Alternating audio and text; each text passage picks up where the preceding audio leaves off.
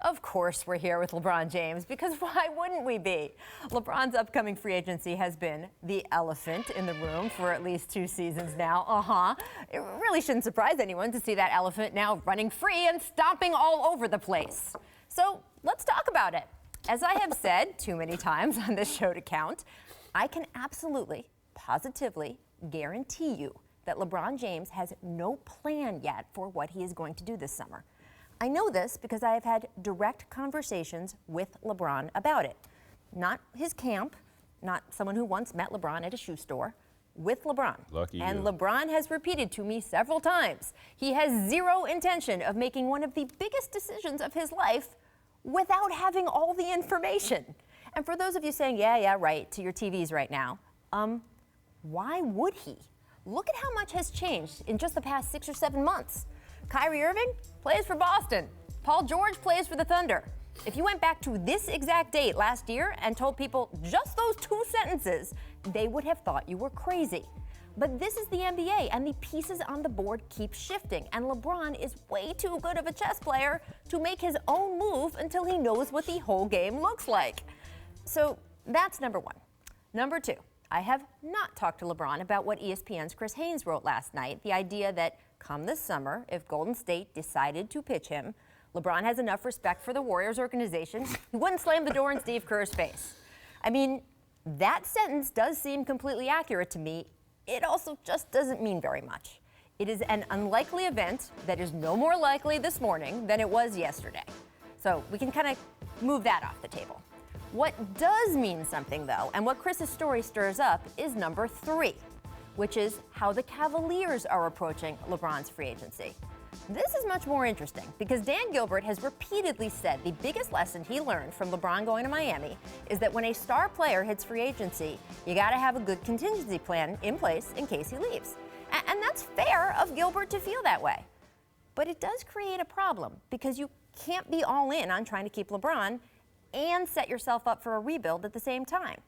And it certainly is seeming like Gilbert is more intent on the safety net path than the keep LeBron path.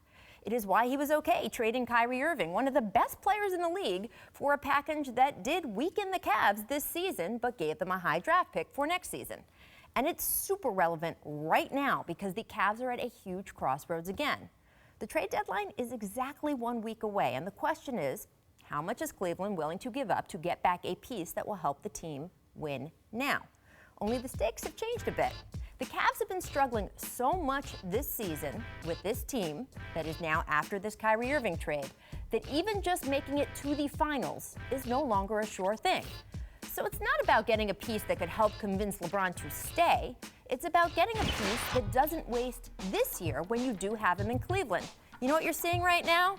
The Hawks. The last time the Hawks went to the NBA Finals, even just appeared at an NBA Finals, 1961. The Kings organization, 1951.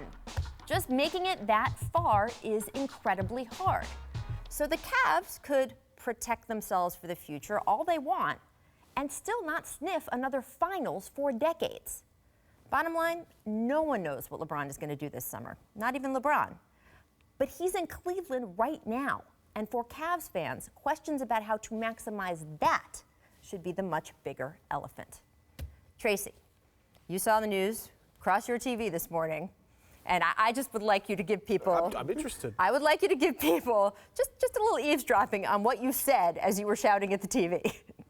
Well, this is a family show. I can't shout that out. But there's no way in hell LeBron is entertaining this. Like, this can't be no truth to this. Okay, he could take a meeting. I'm fine with that. That's out of respect for Steve Kerr and those guys. But you can't seriously be considering joining this team. I will not be a fan of the NBA no more. Matter of fact, I won't even watch no games no more, man. I won't be a part of this because it's just downright wouldn't be fair. But the NBA won't allow this to happen. Adam Silver will not allow this to happen. They will lose so many fans over this move if he was to consider this. I don't see it happening. So, as a player, LeBron James is not even entertaining this. It's just rumors.